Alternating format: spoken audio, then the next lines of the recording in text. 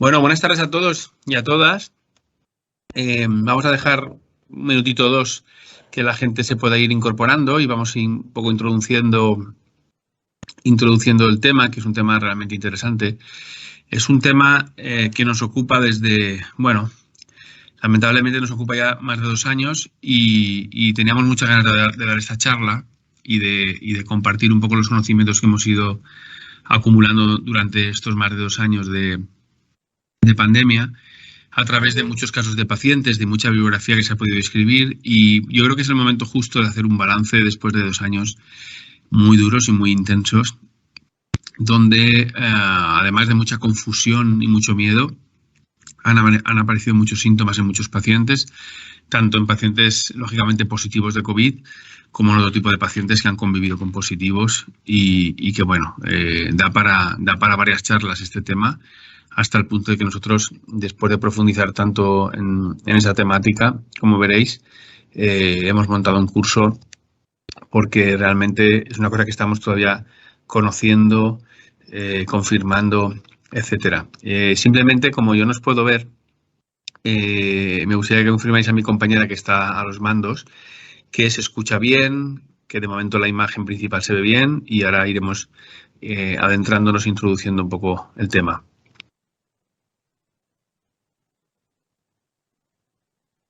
¿Vale? En principio, entiendo que se escucha bien de volumen y se ve bien. Entonces, bueno, mientras se puede ir incorporando alguna persona, han sido muchas las personas que han ido confirmando estos días pues el gusto de participar. Y bueno, al final de la presentación, para hacerla ágil y para hacerla dinámica, tendremos un espacio para preguntas, donde pues confirmaremos dudas y explicaremos un poco el proyecto que vamos a desarrollar, que tiene varias vertientes. Por un lado, como he dicho, vamos a dar un curso y vamos a profundizar en lo que hoy como presentación vamos a enumerar y a comentar. Y por otro lado, muy importante, vamos a hacer un estudio en colaboración con la Universidad de Valencia, donde aquellas personas que han sido positivas desde hace más de 6 meses tienen que tener un mínimo de antigüedad de 6 meses del primer contagio. Pues como veremos, vamos a confirmar si estos síntomas que ahora hemos visto que multitud de pacientes de todo el planeta se han producido, pues bueno, vamos a ver hasta qué punto se están dando, con qué intensidad y qué secuelas esto genera, ¿no? Y hasta qué punto hay cierta reversibilidad o irreversibilidad de esos síntomas y son síntomas que han llegado para quedarse. ¿De acuerdo? Bien, le hemos dedicado muchas horas a este tema y le hemos dedicado mucho cariño porque es algo que vivimos día a día. Como sabéis, en marzo del 2020 ya empezaron los primeros rumores y el 13 de marzo, 14, se declaró el estado de alarma y nos enviaron para casa.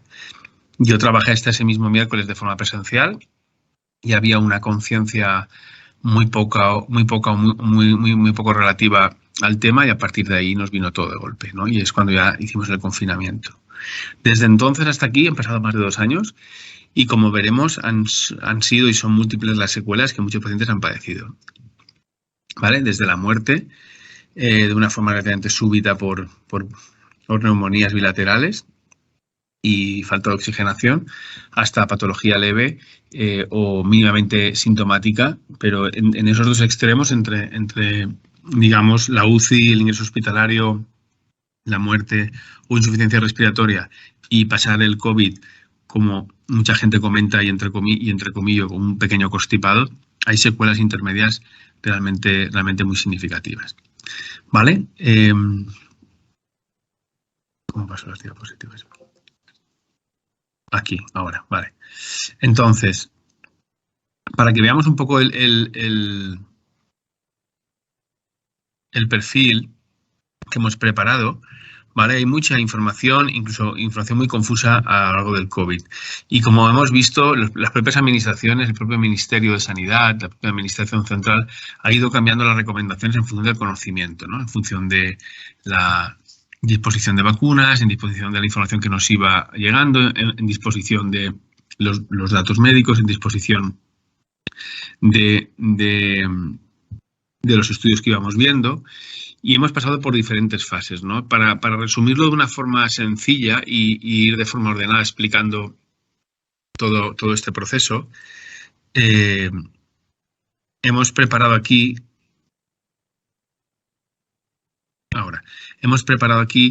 esta presentación como en 3 etapas o en 3 fases, ¿no? Básicamente, podríamos dividir de esta manera. Todos los expertos empiezan a hablar ya de 3 etapas. Una primera etapa que fue realmente de pánico, de apocalíptica, podríamos incluso llamar, porque por la novedad y por el impacto, ¿no? Donde morían miles de personas prácticamente a diario, y donde la llamamos la etapa del confinamiento o el aislamiento máximo, ¿no? Que fue una etapa de absolutamente incertidumbre. Si recordamos un poco en fechas, marzo del 2020 a mayo del 2020 es cuando esos 2-3 meses fueron letales para la mayoría de nosotros. Era vivir como una especie de película de terror, ¿vale? En el mejor de los casos, la gente ha pasado miedo, y eso en el mejor de los casos. Ha pasado pánico, ha pasado incertidumbre, ha pasado duelo, ha pasado, situaciones muy difíciles, eso sin estar contagiada y sin su familia estar contagiada ni haber sido afecta, ¿vale? Hablaremos de esa etapa primera de confinamiento y cómo el aislamiento ya generó, aunque fue muy agudo, 2-3 meses hasta que nos dejaron un poquito empezar a respirar, y los más valientes empezamos a salir, sobre todo la gente que tuvimos que trabajar, que estábamos en trabajos de primera línea.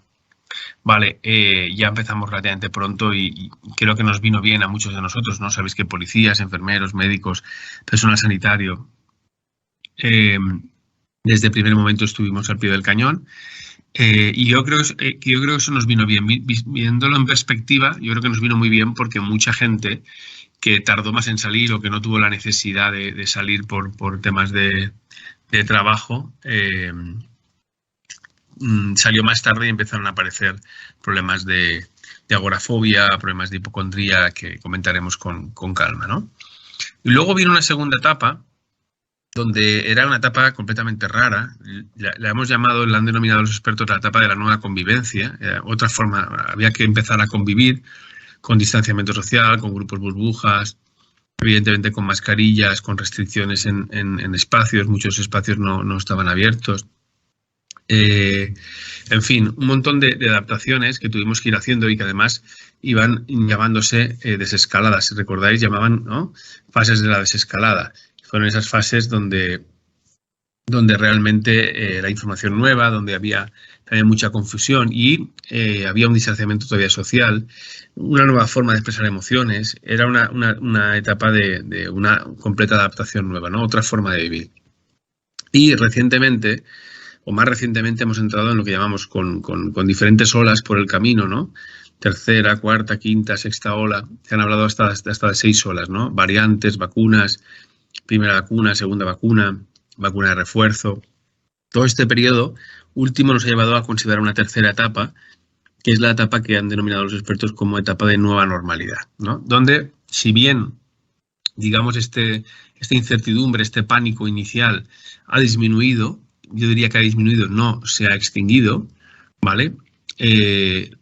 Ya empezamos, si se me permite la expresión, a respirar y a tratar de normalizar esta nueva vida, porque llevamos, repito, 2 años, ¿no? Y esa tercera etapa la hemos llamado etapa de la nueva normalidad, ¿no?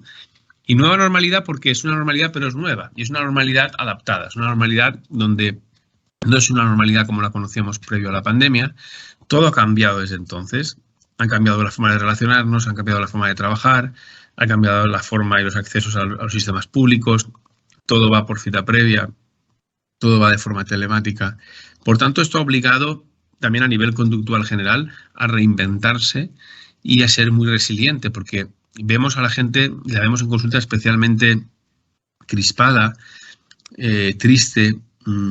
Todo esto nos ha cambiado el tablero de juego y va a haber que trabajar mucho, y mucha gente ha tenido que trabajar mucho su resiliencia y su reinversión, ¿vale? A partir de aquí, una vez definimos bien estas etapas,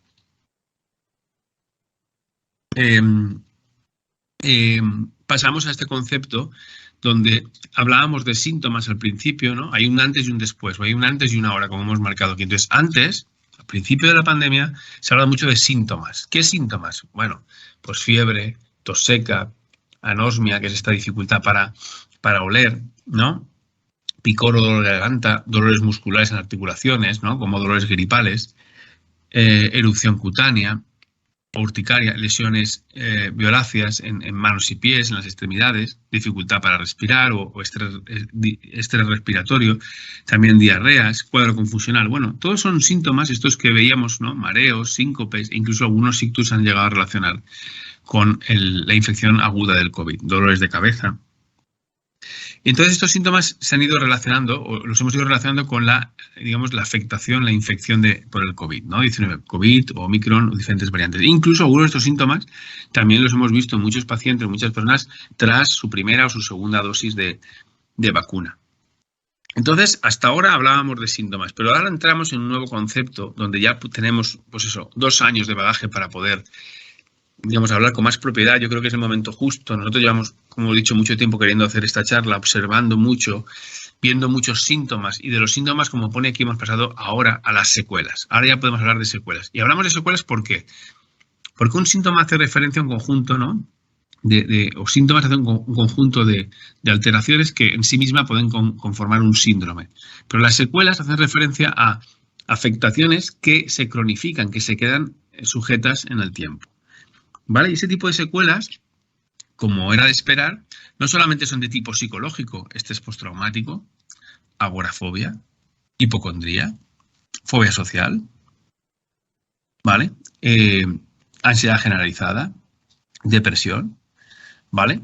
Sino que vemos que también son secuelas de tipo cognitivo. Hablaremos de lo que llaman la brain fog, ¿no? La niebla mental o la niebla cerebral. Velocidad de procesamiento, la gente se encuentra más espesa, más lenta, más aturdida. Vemos que mucha gente refiere problemas de memoria, ahora lo veremos. Vemos que mucha gente refiere no encontrar la palabra, y lo denominamos anomia, la dificultad de acceder a la palabra, el fenómeno de tengo la palabra en la punta de la lengua pero no me sale, doctor. Pero también hemos visto afectaciones físicas, que las primeras y más marcadas han sido la anosmia y la ageusia, que la anosmia es esta, incapacidad total o parcial de percibir el olfato, ¿no? Una pérdida de olfato total o parcial, y la ageusia, que es la dificultad que ahora expondremos, ¿no?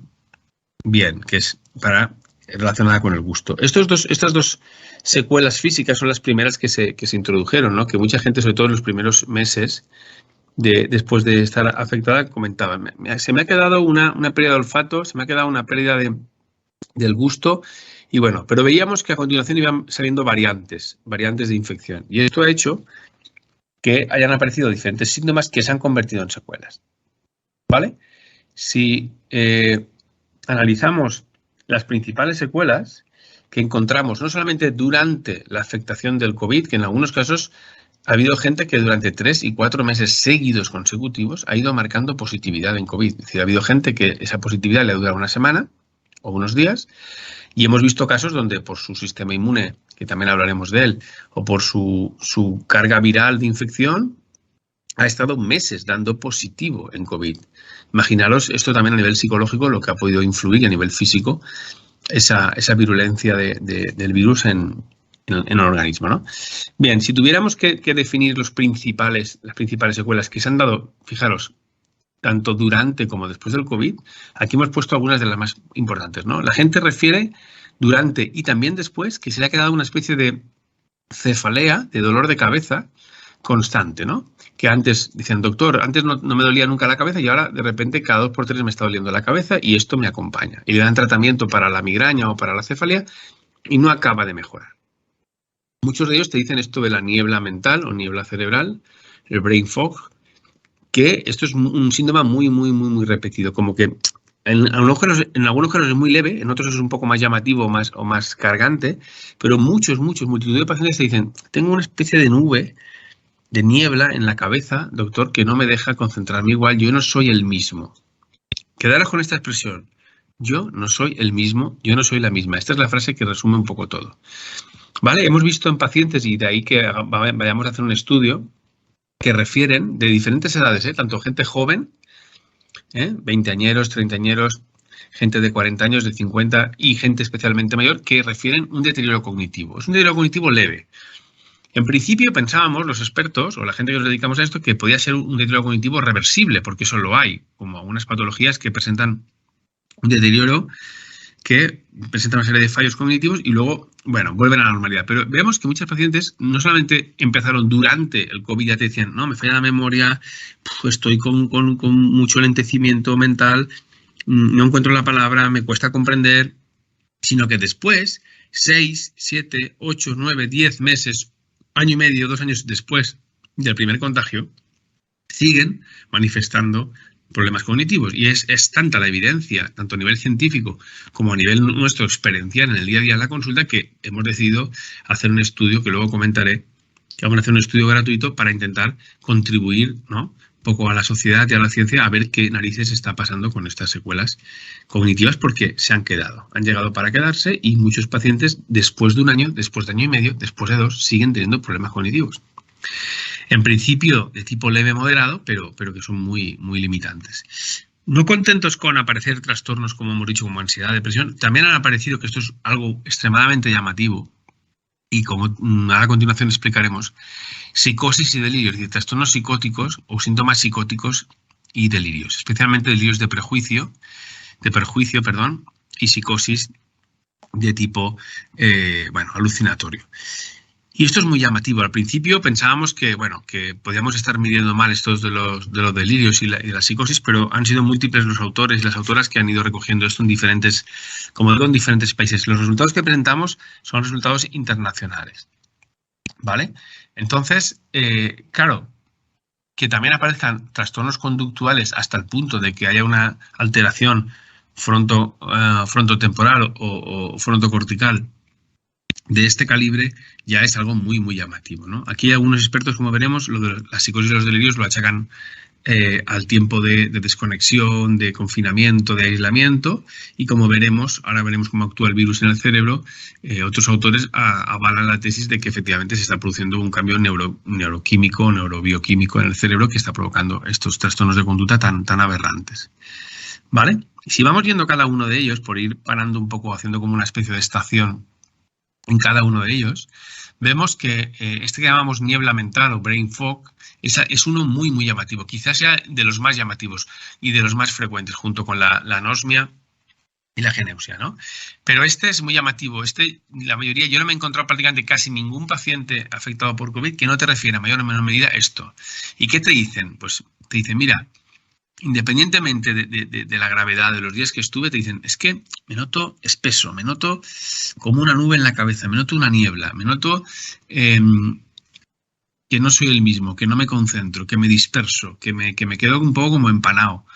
Y no son pacientes ni que hayan tenido TDAH ni que estén pasando ninguna otra situación que lo pudiera explicar, ¿eh? Porque eso, digamos, en el diagnóstico diferencial lo hacemos bastante bien. Entonces, quedaros con esta, no sé si la habéis oído, niebla mental, brain fog, porque esto es algo que nos va a acompañar en muchos pacientes y que no se va, se queda ahí esa niebla, sube, baja, aumenta, disminuye, y evidentemente junto con ella refieren como factores comórbidos problemas de memoria, problemas de atención, alteración del lenguaje, sobre todo en cuanto a la comprensión, no comprenden bien, es como que, ¿me lo puedes repetir, por favor? O sea, estoy espeso, dificultades ejecutivas, planifico peor, organizo peor, y como hemos dicho, dolores de cabeza.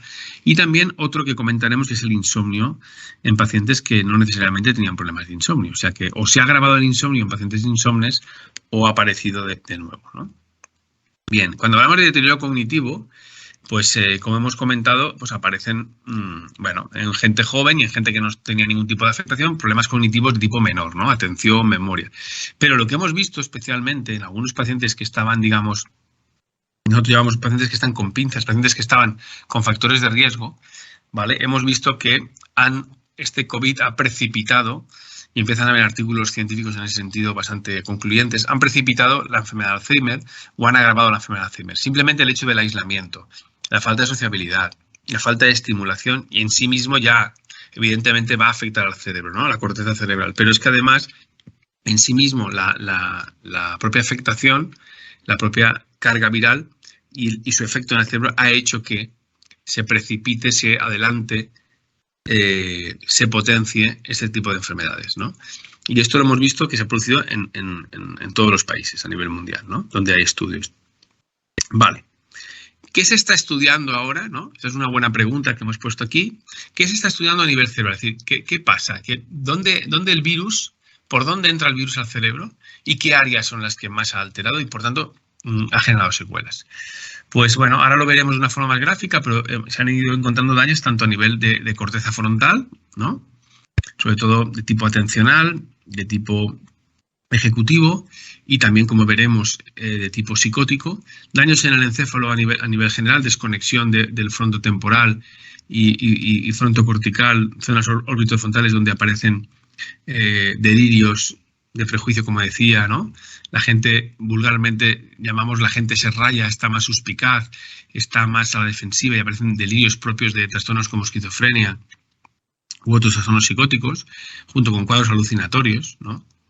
Bien, hemos visto también que la corteza, el volumen cerebral, como vemos aquí, el volumen cerebral se ha ido, digamos, disminuyendo de una forma significativa.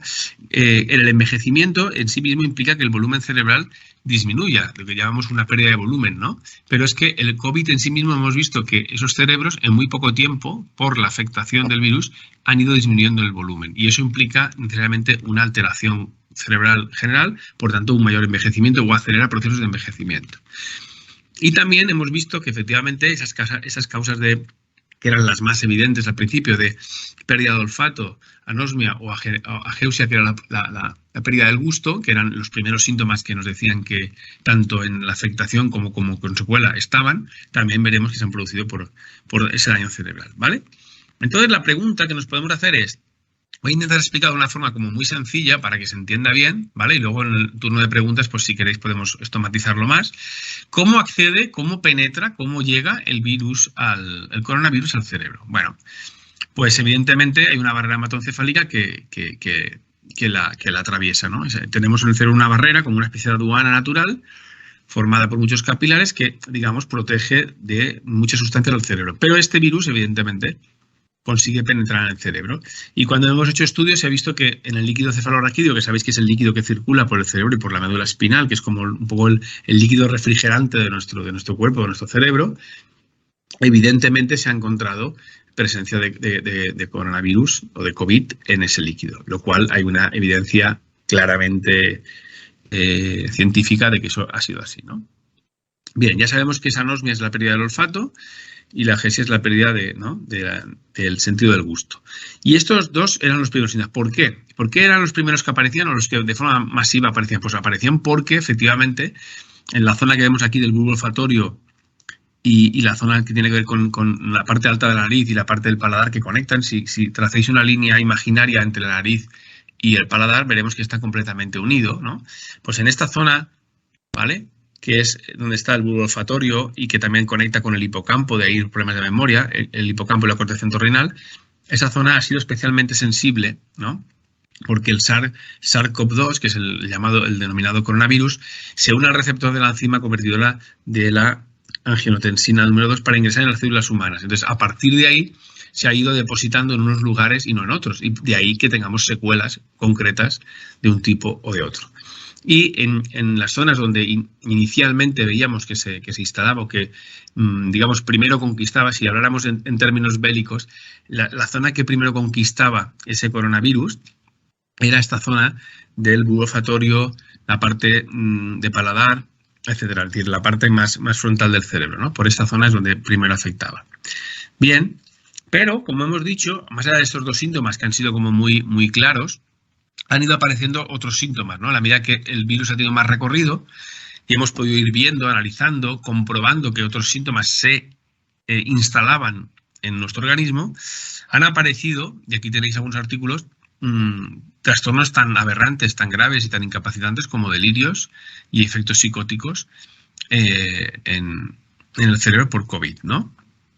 Han aparecido síntomas como delirios, como digo, de prejuicio, agitación, ¿no? Mucha agitación, mucha desesperación, depresión, cuadros depresivos masivos, apatía, una apatía muy manifiesta, alucinaciones, más de tipo visual que auditivo, pero también auditivo. Y entonces, a partir de aquí, claro, abre toda una hipótesis de preguntas de por qué estos síntomas pasan. Y esos síntomas pasan porque, como veréis aquí, el virus penetra en el sistema nervioso central, en nuestro cerebro. ¿Vale? Veis aquí un poco las vías. Hay una vía transsináptica a través de las neuronas infectadas del virus que hace y hace infectar los terminales nerviosos periféricos hasta llegar al sistema nervioso. Por eso, las zonas más distales, más externas del cerebro, como puede ser el olfatorio y el gusto, son las primeras que se han visto afectadas, ¿no? Por otro lado, no solamente afecta, como hemos visto, al nervio olfatorio y de ahí que lo anestesie o que lo limite, sino que se extiende a otras áreas. Y entonces empieza por zonas frontales donde vemos y explicaría la desconexión orbitorfrontal y ventromedial, entonces, por tanto, delirios, problemas psicóticos, problemas de conducta, problemas del estado de ánimo, pero claro, no solamente problemas conductuales o problemas físicos, sino también hemos visto problemas cognitivos, claro. Entran en el hipocampo. ¿Y qué tenemos en el hipocampo? Alteración de la memoria, alteración de la memoria de trabajo, de la memoria inmediata. Entra también en zonas temporales más internas donde afecta la zona de la anomia, del encontrar la palabra, y también a zonas temporales más posteriores, ¿vale? Como el área de Wernicke en el sentido de la comprensión. Todo esto en su conjunto, si lo unís, acaba generando también ¿qué? Una alteración, digamos, más global de velocidad de procesamiento, porque las neuronas no pueden conectar igual de rápido, van espesas, van lentas, sus comunicaciones están infectadas, están alteradas y entonces no conectan igual de rápido. Y eso es lo que explica la disminución de la velocidad de procesamiento o de pensamiento o de razonamiento, el empanamiento general, es decir, la niebla esta mental, ¿vale? Entonces, como veis ahí, al final lo que sucede es que esa infección atraviesa toda la barrera hematoencefálica vascular y provoca este daño, es decir, se nos mete en el interior. Y en el interior, como hace el cáncer con las células cancerígenas, al final empieza a contaminar, empieza a alterar el bioequilibrio o el equilibrio o la homeostasis cerebral para el buen funcionamiento del cerebro. Y sabemos que el cerebro, evidentemente, controla todo, ¿no? Y entonces, como veis ahí, empieza también a afectar de una forma un poco más indirecta, si queréis luego lo comentamos, también al sistema inmune. Entonces, como veis, sistema nervioso central, sistema inmune, incluso sistema endocrino. Hemos hablado que también había unos síntomas como diarreas o se paraba la comida. Algunos pacientes dicen, es que nunca me ha pasado y se me para la comida. Tengo como malas digestiones, tengo mucha diarrea, ¿no? Y eso vemos que pasaba en agudo y era más esperable porque era una especie como de virus parecido, para que no lo entendamos, a la gripe. Entonces, toda la sintomatología parecida a la gripe la relacionábamos con el COVID. Pero luego hemos visto que como secuela, no solo como síntoma, como secuela permanente, se están quedando estos efectos, ¿no? Aquí vemos un poco para diferenciar que no es lo mismo que el daño dentro del lóbulo frontal sea a nivel prefrontal dorsolateral, que es cuando afecta sobre todo al tema de la atención, de la concentración, del olfato, del gusto, esta zona más frontal, que sea a través de la corteza frontomedial, que tiene que ver más con la memoria de trabajo, que tiene que ver más con los trastornos psicóticos, con la desconexión entre la realidad y la ficción, la conciencia y la inconsciencia, que sea a nivel de orbitorfrontal, que tiene que ver más con la desinhibición. Es decir, aquí vemos en la corteza orbitorfrontal vemos cuadros más de apatía y de depresión. Por tanto, sí que podemos hacer un buen diagnóstico de qué afectación del COVID tiene, porque si analizamos qué zonas del cerebro son las que están realmente afectadas, porque hacemos un buen estudio neuropsicológico o cognitivo, podemos saber el tipo de infección y el tipo de secuela que está teniendo. O si, vamos a ver si en adelante se permite hacer resonancias magnéticas cerebrales o pruebas metabólicas de tomografía por emisión de positrones, el PET, y podemos correlacionar la afectación cognitiva con la disminución de volumen cortical o con la afectación, digamos, anatómica que ha tenido en cada zona. Por tanto, no es lo mismo unos síntomas que otros, es decir, no es lo mismo unas secuelas que otras y, por tanto, un buen estudio como el que nosotros pretendemos hacer nos puede decir no solamente confirmar qué secuelas tiene la persona, sino un poco hacia dónde va ese proceso, si hay irreversibilidad, si no, cómo estimular eso, cómo recuperar, cómo revertir, cómo minimizar esos síntomas, porque si no, esos síntomas parece que se están quedando fijos o estables. Y lo que es peor, si esa secuela está, significa que puede ir a más. Y esto no lo sabemos. Y ahí hay un montón de incertidumbre y hay un montón de debate científico en que no solamente estamos teniendo secuelas, sino que, ojo, hasta dónde pueden ir generando secuelas. Porque ¿quién nos dice que esto no es una ficha de dominó o las primeras fichas del dominó que han caído y pueden ir tumbando otras fichas y pueden ir dañando otros territorios? ¿Quién nos dice que no es el principio de una atrofia cerebral que se va a ir extendiendo? Esto no lo sabemos y es excitante desde el punto de vista profesional tratar de responderlo porque podríamos hacer una prevención. y sobre todo podemos estimular y recuperar parte de estos síntomas, de estas secuelas, ¿no?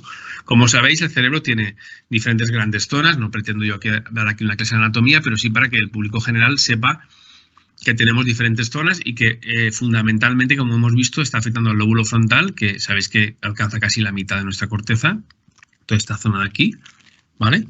Y toda esta zona de aquí más frontal, pero también vemos que altera el lóbulo temporal, ¿vale? De ahí la anomia y de ahí los problemas de memoria. Vemos también, en algunos casos, que han tenido problemas de equilibrio, incluso una marcha más lenta, o sea que vemos que en menos casos, pero que también hay afectación cerebelosa. Alguna gente se queja de alteración visual, lo cual tendríamos que ir más al lóbulo occipital. Y hay personas también, las menos, pero que también se quejan de problemas de comprensión. Y sabéis que esa comprensión estaría en una zona más frontal posterior, incluso en una zona parietal, ¿no? Y de coordinación de movimientos. Con lo cual, estamos, yo creo que al principio de saber qué problemas tenemos, ¿vale? Vemos gente que tiene problemas de planificación, de función ejecutiva, de integrar secuencias. Se espesa, se bloquea, es mucho menos resolutivo. Bueno, lo estamos viendo. Y se quejan, y es que se quejan. Y hay confirmación evidente de que antes esto no le pasaba. Y no hay otros factores que expliquen esa alteración. Por lo tanto, hay que empezar a pensar y a determinar que ese COVID ha generado un impacto en el cerebro, ¿vale? Y a nivel conductual también lo vemos. Gente con más apatía, gente más irritable, no solamente por la afectación de lo que está viviendo, sino porque su control inhibitorio está alterado.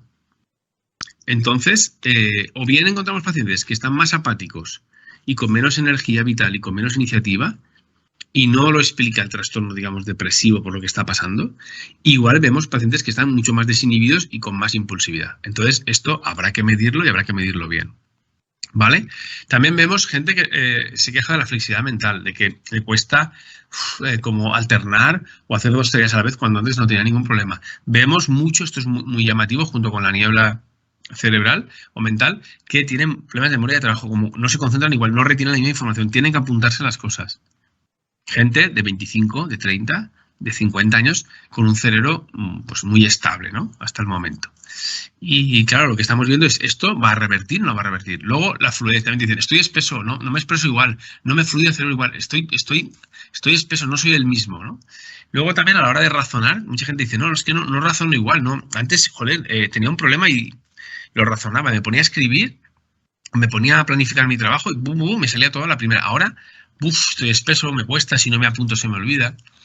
En fin, ya son muchas evidencias las que hemos visto, no solamente con nuestros pacientes, sino con multitud de publicaciones que están empezando a salir y publicaciones que ya empiezan a hacer un estudio longitudinal, que es lo que pretendemos nosotros, sino que seguir al paciente durante meses y años a ver hasta dónde llega el alcance de esta COVID, ¿no? Incluso a nivel de conducta social, también, bueno, la propia pandemia ha cambiado las reglas del juego, pero vemos que las zonas del cerebro, digamos la teoría del lamento, las neuronas espejo, también se han visto afectadas porque también están en esta zona frontal. Incluso vemos que la gente empieza a ser menos empática o que tiene más dificultad a la hora de lo que llamamos la conducta social o la cognición social, ¿no? Y esto también estamos viendo que genera un problema. Es decir, estamos viendo gente que se ha vuelto mucho más, digamos, indiferente, mucho más pasota, mucho menos conectada a los problemas que le se ha aislado muchísimo. Y uno dice, no, pero eso es por el impacto psicológico. No está tan claro. Hay una parte que sea del impacto psicológico, pero vemos que en esta zona hay un daño y en esta zona tenemos la cognición social y entonces es importante que midamos esto. ¿Vale? Llega la gran pregunta, entonces, ¿estas secuelas van a ser reversibles? Bueno, pues muchas de ellas no lo están siendo, al menos de momento. Han revertido parcialmente, pero quedan residualmente fallos. No lo sabemos, no sabemos cómo va a funcionar, no sabemos hasta qué punto esto va a ser así. Otra pregunta, por tanto, es toda una incógnita y nosotros pretendemos que profundizar y aportar nuestro granito de arena. También por curiosidad nuestra egoísta personal de saber esto hasta dónde nos lleva, ¿no? Otra pregunta clave es, ¿hace falta tratamiento? Pues va a hacer falta tratamiento, porque si de alguna manera tenemos establecido a nivel internacional que algo que pasa más allá de los 6 meses ya puede definirse como que se puede cronificar o que se está cronificando, vemos pacientes que hacen no 6, 12, 18 y hasta 24 meses después siguen con estos problemas y no se van, se instalan, incluso se acentúan. Por tanto, hace falta tratamiento sin ninguna duda. ¿Qué tipo de tratamiento? Bueno, pues habrá que ver Si son síntomas o secuelas muy puntuales, si algún tipo de tratamiento farmacológico o físico va a ser suficiente, pero en muchos casos vemos, sobre todo para los problemas que hemos comentado, que vamos a tener que tener, evidentemente, para las secuelas cognitivas, pues estimulación cognitiva, neurorehabilitación y gestión, digamos, ordenada del día a día. Para las secuelas psicológicas, esto es una evidencia, nunca la gente ha ido tanto al psicólogo como está yendo ahora. Hay una demanda absolutamente desbordante de solicitudes de terapia psicológica. Y bueno, esto es una evidencia. Y luego, evidentemente, incluso para problemas de lenguaje, para problemas de comprensión, para problemas también de ageusia, de problemas del gusto, evidentemente tenemos que poner en marcha todo un tratamiento logopédico o fonatorio, porque mucha gente también refiere, aunque son las menos, no lo hemos comentado, se queda con cierta afonía, con menos voz o hipofonía. Mucha gente se queda con dificultad para tragar, con cierta disfagia. Y por tanto, no solamente la ageusia, que es la pérdida del gusto, sino otros síntomas mucho más, digamos, bucales o bucales y laringios y los ofaringios se están afectando. Y ahí los logopedas tienen mucho que decir y en nuestro caso, por ejemplo, los logopedas ya están empezando a tratar casos de este tipo que han llegado porque los pacientes lo solicitan. ¿De acuerdo? Bien, este es un poco lo que queríamos comentar y abrir un poco como escena, abrir fuego y realmente conectar conciencias, porque realmente esto nosotros lo vemos en el día a día en el IBAN. Fijaros que nosotros, por un lado, tenemos psiquiatras que están viendo a niños y a adultos y a muestra infanto-juvenil y se encuentran estos problemas. Tenemos neurocirujanos que están empezando a ver también estos problemas. Tenemos fisios que también fisioterapeutas que empiezan a ver problemas físicos relacionados con el COVID. Hemos dicho problemas de coordinación, equilibrio, debilidad, pérdida de fuerza. Vemos que en los niños también aparecen, quizás menos llamativo, perdón, que en los adultos, pero aparecen también algunos síntomas. A nivel neurológico hemos dicho migrañas, problemas de memoria, experiencia mental y sobre todo a nivel de psicológico y a nivel neuropsicológico hemos visto pues esto y logopédico, problemas de lenguaje, comprensión, afectación anímica, bueno, ¿vale? Y esto es una realidad y es una realidad que se está produciendo y no sabemos hasta qué punto esto va a producirse, ¿no? Entonces, nosotros ya llevamos un tiempo trabajando en equipo y viendo que esto es una realidad y que tenemos que hacer algo, porque los propios pacientes nos lo están pidiendo. De ahí que hayamos preparado esta charla, un poco para introducir el tema y para concienciar al público general y también a los profesionales que estamos en el día a día con pacientes de ese tipo. Y nuestro objetivo, más allá de esta charla de presentación y un poco de ilustración de esto, es hacer una serie hemos preparado una serie de clases una serie de clases gratuitas, ¿no? Con una temática muy variada, que nuestro objetivo es impartirla todos los lunes, del 11 de abril al 12 de mayo, a las 7:30 y la haremos. Estamos planteando hacerla de forma presencial si tuviéramos bastante demanda y también de forma online para que la gente que no se pueda desplazar, pues bueno, pueda participar. La idea es crear un foro de conocimiento, compartir nuestro conocimiento, recibir toda la gente que quiera venir, como digo, son clases gratuitas para poder avanzar y poder compartir este conocimiento, ¿no? Y de alguna manera ir abriendo líneas de trabajo porque hay muchas líneas abiertas y nosotros queremos participar en ellas. ¿De acuerdo? Entonces, quien quiera participar en estas clases gratuitas simplemente tiene que inscribirse al correo que ponéis, academy@iban.es, a nuestra academia de formación, y le informaremos de todo y le iremos enviando toda la información, ¿no? Hemos puesto aquí el diploma 9 euros para informar que, bueno, tras toda esa formación gratuita, pues bueno, quien quiera recibir un diploma que estará certificado por el IBAN y en principio también puede colaborar la universidad porque va a participar, pues bueno, haremos un diploma certificando que las personas, ya veréis un poco las condiciones, las personas que han podido acudir o han venido a una asistencia bastante regular a las charlas, les emitiremos un diploma en esa formación, ¿no? Y bueno, pues simplemente cobraremos esos 9 euros, que es el coste mínimo de expedirlo y de imprimirlo o de enviároslo, ¿vale? Y luego, eso por un lado, esas clases.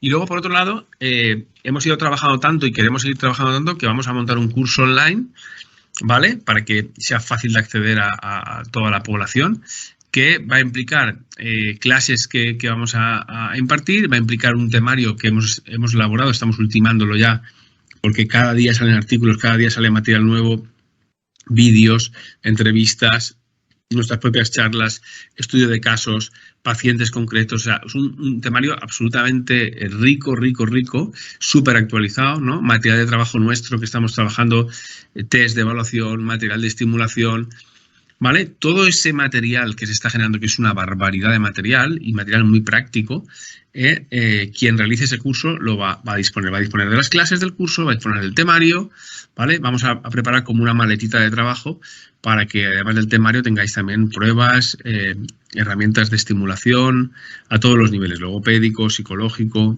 físico, ¿vale? Y también, lógicamente, emitiremos un certificado. Este curso lo tendremos abierto, la idea es un poco abrirlo para que aglutinemos cuanta más información mejor y sea un curso súper completo a partir del 1 de junio, calculamos que lo vamos a poder tener. Y bueno, ahí veis un poco el precio que hemos pensado, bueno, lleva muchísimo trabajo, vamos a ser muchos profesionales trabajando en esto, o sea que es algo, yo diría que económicamente simbólico para la cantidad de trabajo que esto va a requerir, la calidad. Lo que pasa es que, bueno, evidentemente hemos de establecer una mínima remuneración para que la gente que participe, por lo menos, pues tenga una mínima gratificación económica, ¿no? Pero ya os digo que no está pagado todo este trabajo que estamos ya realizando desde hace muchos meses y que vamos a seguir haciendo, ¿vale? Entonces, esta es la idea, el conocer más, el saber más, el estar preparados para la demanda que estamos teniendo y que vamos a tener, que vamos a seguir teniendo. ¿Quién no nos dice, si está especulando que puede haber, lo sabéis, ¿no?, nuevas variantes, nuevas cepas y que esto no ha terminado? Esto yo creo que acaba de empezar y cuando hablas con la gente, con los virólogos y cuando hablas con gente muy experta, te dice que, bueno, que estamos en un camino que no sabemos exactamente hasta dónde nos va a llevar y que hoy ha sido el COVID, pero luego ha sido Omicron, pero es que se esperan nuevas variantes y vamos a ver si somos capaces de estar a la altura de estas necesidades. Para que veáis aquí una muestra, os lanzamos una primera píldora para que veáis un poco en lo que hemos llamado el curso de secuelas neuropsicológicas del COVID. Un bloque del temario, vemos aquí una serie de temas, ¿no?, para que veáis una muestra, ¿no? Tenemos el tema 1, afectación de COVID en diferentes colectivos. Tema 2, ¿no?, COVID y afectación cerebral, que ahí es donde explicamos ampliamente qué zonas del cerebro, por qué mecanismos fisiopatológicos, qué alteración anatómica se produce, qué correlación tiene en la conducta, en la cognición, en la parte física. Bueno, ¿vale? No me quiero enrollar. El tema 3, COVID-19 y alteraciones cognitivas, estimulación cognitiva y técnicas y procedimientos, y ahí no solamente explicaremos todo, sino que os daremos herramientas muy específicas que hemos ido testando en nuestros pacientes, modelos de estimulación cognitiva, qué tipo de herramientas funcionan mejor en qué tipo de pacientes y en qué tipo de afectaciones, o sea, todo basado en la evidencia, claro, que es lo que interesa, ¿no? Tema 5, trastornos COVID y trastornos psicológicos. Aquí, bueno, hay amplia información, pero nosotros vamos a poner casos reales muy concretos y seguidos en el tiempo, con lo cual va a ser un material muy rico, ¿no? En diferentes tipos de trastornos, que son muchos, ya os expliqué antes: depresión, trastorno de ansiedad, agorafobia, hipocondría, fobia social, etcétera, ¿vale? Tema 6, intervención psicológica en pacientes afectados por la situación pandémica, ¿no? Cómo intervenimos a nivel psicológico: terapia cognitivo-conductual, terapia gestáltica, adaptación de recursos, terapia sistémica, recursos psicológicos, bueno, todo lo que podáis imaginar, ¿vale? Y por último, ese tema 7, que es afectación por COVID a nivel más lingüístico o bucofacial o orofacial, que es trastornos del habla, anosmia, deglución, etcétera. Toda la parte más que tiene que ver con la concavidad nasal, vocal y afectación logopédica. Bueno, lo estamos preparando con mucho cariño. Aquí hay un montón de compañeros que están participando. Aquí veis una muestra, ¿vale?, donde hemos empezado a distribuir el temario. Ya lo tenemos diseñado y en marcha. Estamos trabajando, como digo, desde hace muchos meses. Hay una parte de profesorado, hay una parte de coordinación, hay una parte también de creación de contenidos. Es decir, no solamente tenemos profesores que son expertos en cada uno de los temas, sino que además tenemos compañeros que están generando contenidos específicamente y evidentemente eso se apoya en una dirección y una coordinación de todo esto. Es decir, creedme que llevamos meses y meses trabajando y que el espíritu y la motivación ha sido ver a pacientes día a día que están refiriendo estos problemas y de alguna manera estar un poco impotentes de estar delante de algo nuevo y no saber muy bien tratarlo. Tenemos recursos, tenemos herramientas, pero no sabemos hasta qué punto eso es efectivo y nosotros hemos ido haciendo todo ese trabajo previo. ¿Vale? Por último, recordaros, ¿no?, que, bueno, esto supone una jornada de puertas abiertas, ¿vale?, donde realizaremos valoraciones cognitivas, psicológicas y logopédicas tanto en nuestro centro de forma presencial, que será una oportunidad para conoceros a todos o a todos los que queráis venir, gente que conozcáis, gente que haya tenido afectación, y también de forma online. Fijaros que para nosotros ha sido un reto, pero esta pandemia, una de las cosas que nos ha enseñado es a trabajar de forma online. Cada vez llegamos a más personas no solamente en Europa, sino diría en el mundo. Cada vez tenemos más pacientes de más zonas del planeta, y donde hemos hecho valoraciones de ITMs, hemos hecho valoraciones de CI, de cociente intelectual, de técnicas de memoria, las hemos hecho online perfectamente. Hemos creado protocolos que están validados para hacerlo de forma online, y esta evaluación de secuelas de COVID de tipo cognitivo, de tipo psicológico o de tipo logopédico o lingüístico, las vamos a poder hacer tanto en nuestro centro como de forma online. Para eso vamos a utilizar los días un poco más festivos de Pascua, ¿vale? Entonces, todos aquellos que tengáis interés, nos escribís y nosotros os daremos la devolución y organizaremos la agenda para que podáis venir y os reservaremos vuestro espacio. Esta evaluación es completamente gratuita. Esto es lo importante, es completamente gratuita. Lleva un trabajazo enorme de diseñar, lleva un trabajazo enorme de elaborar, y luego va a llevar un trabajazo enorme de evaluar y corregir y preparar los resultados, ¿de acuerdo? Entonces, bueno, esto nos permitirá también ver qué personas tienen esa afectación. A partir de ver si hay afectación o hay una secuela significativa, le podemos ofrecer un tratamiento, ¿no? De tipo psicológico, de tipo cognitivo, que se puede hacer a nivel domiciliario, lo preparamos y la persona lo trabaja desde casa, o lo podemos hacer en el centro. Pero insisto que este reto lo ofrecemos de forma absolutamente gratuita, porque nosotros somos los primeros que tenemos interés en conocer qué le está pasando a las personas, hasta qué punto estas secuelas están limitando la vida de las personas y las van a seguir limitando. Por nada, toda aquella persona que conozcáis, vosotros mismos, que queráis, ¿vale? La única consideración es que tienen que tener una afectación, tiene que haber pasado al menos 6 meses del primer contagio o del contagio, ¿vale? Esto es lo más importante, y que las fechas van a ser, bueno, la semana del 11 al 22 de abril, que lo tenéis por ahí en la presentación, del 11 al 22 de abril, aprovechando un poquito también días más festivos de Semana Santa, aprovechando que los colegios paran, tanto especialmente de mañana, ¿vale? Intentaremos, si alguien no pudiera, pues lo intentaremos cuadrar a la tarde, pero principalmente lo haremos de mañana, que estamos más tranquilos en el centro y tenemos más recursos y más tranquilidad para valoraros como es debido. Y nada más, por último, daros las gracias a todos y a todas por estar ahí. Ahora esperamos que nos deis un poco de feedback y a ver qué os parece. Estamos abiertos a todo tipo de preguntas y estamos a vuestra disposición. Vamos a abrir una rueda de 10, 15, 20 minutos hasta donde sí, para que preguntéis, y ya nos ponemos en marcha para responder todas vuestras dudas. Espero que os haya podido estimular la charla.